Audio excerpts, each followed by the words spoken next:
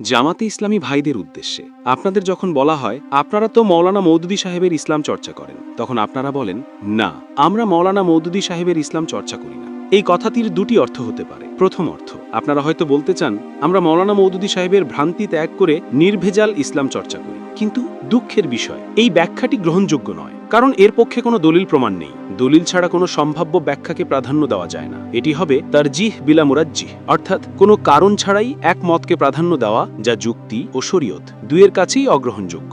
দ্বিতীয় অর্থ, আমরা মওদুদী সাহেবের ইসলাম অনুসরণ করি না, বরং আমরা তাকে ছাড়িয়ে গেছি। হ্যাঁ, হয়তো তাই। বিকৃতি ও ব্যাখ্যার যে দরজা তিনি খুলে দিয়েছিলেন, আপনারা সেই দরজা দিয়ে প্রবেশ করে নতুন নতুন কক্ষ নির্মাণ করেছেন। তিনি নবীজি সাল্লাল্লাহু আলাইহি ওয়াসাল্লাম থেকে ইসমতের পর্দা সরিয়ে গিয়েছিলেন, আর আপনারা উন্নতি করে নবীজিকে সিক্স প্যাক বানানোর চেষ্টা করেছেন। তাকে সাংবাদিক বানিয়েছেন, নাবায়ে আজিমকে বানিয়েছেন ব্রেকিং নিউজ। মওদুদী সাহেব বলেছিলেন নামাজ রোজা ইসলামের মূল লক্ষ্য নয়, এগুলো মূল লক্ষ্য অর্জনের প্রশিক্ষণ মাত্র। আর আপনারা উন্নতি করেছেন, এখন বলেন রোজা আর পূজা মুদ্রার এপিট ওপিট। প্রশ্ন উঠলে স্পষ্টীকরণ নামে ভাষার জাদু দেখান, কথার কুয়াশায় মানুষকে পথ হারিয়ে ফেলতে দেন।